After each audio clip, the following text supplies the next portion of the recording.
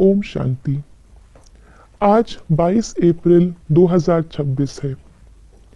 संगम युग पर बाबा ने हमें पवित्रता की नवीनता तो सिखाई है, लेकिन उसके साथ साथ व्यवहार में एक और नवीनता बताई है।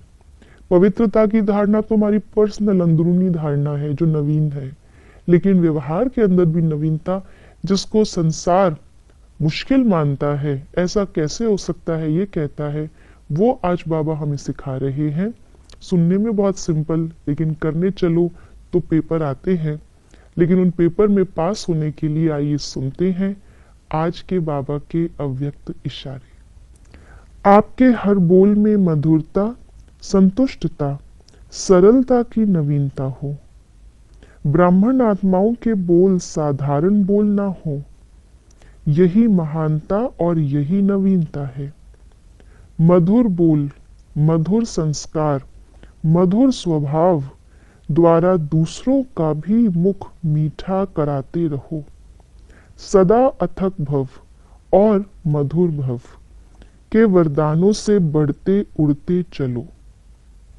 दुनिया के अंदर लोग सोचते हैं कि अगर हमसे किसी ने कुछ गलत बोला, कुछ गलत व्यवहार किया, तो उसके साथ हम मधुर कैसे रह सकते हैं, उनके लिए हम अच्छा कैसे बोल सकते हैं।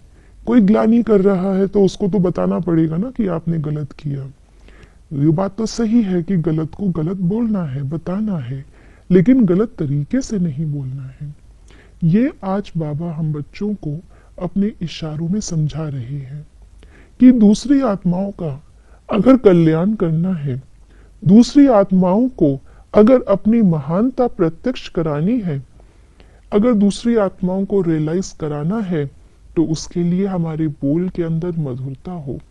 जैसे डॉक्टर भी कड़वी दवाई देता है तो उसके ऊपर कैप्सूल बना देता है, ढक देता है, ताकि अंदर की दवाई कड़वी ना लगे।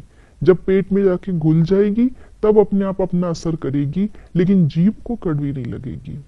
या जब कोई इंजेक्शन लगाते हैं, कोई ऑपरेशन करना होता है, तो उस स्थान को पहले थोड़ा सुन्न किया जाता है, ताकि जो उसके बाद होने वाला है उस चीज का दर्द उस व्यक्ति को ना हो।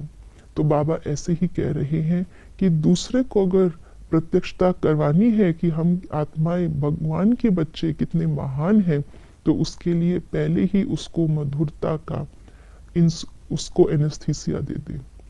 खुद के बोल में संतुष्टता हो, ताकि दूसरे को उस बोल के अंदर भारीपन न लगे। हमारे बोल अगर संतुष्ट नहीं होते तो भारीपन आ जाता है उन बोलों के अंदर। मांगना, जो दूसरे को लगता है कि अच्छा इनको हमसे ये उम्मीद है, तो सामने वाला भारी हो जाता है। और अगर हम पहले से संतुष्ट है तो सामने वाला भी हल्का हो जाता है। और तीसरा बाबा ने कहा सरलता। जो बात एक शब्द में कहनी है उसको एक में पूरा कर दे, बातों को उलझाए ना, भाव और भावना में अंतर ना हो, बोल में अंतर ना हो, यही महानता है। तो महान बोल बहुत कोई बड़े या डिफिकल्ट बोल नहीं, लेकिन जितने सरल बोल होंगे, जितना जल्दी अपना असर दूसरों पे करेंगे, उतने ही वो महान हैं। और इसके लिए बाबा ने कहा अथक बनना है। अथक क्यों बनना है? क्योंकि जब तन या मन किसी भी चीज से बोझिल हो जाता है, भारी हो जाता है, तो बोल के अंदर भी वो भारीपन आ जाता है। अगर हमारे मन में आ गया कि हम बहुत सह रहे हैं, सह सह के थक गए, तो सहन शक्ति खत्म होने का जब महसूसता होती है तो बोल में भारीपन आता है। इसलिए जब तन और मन से हमेशा उमंग उत्साह में रहेंगे, बाबा से शक्ति लेते हुए सेवा करते रहेंगे, तो अथक भी रहेंगे। और अथक आत्मा हमेशा बोल में हल्की होती भी है और दूसरों को हल्का बनाती भी है। ओम शांति।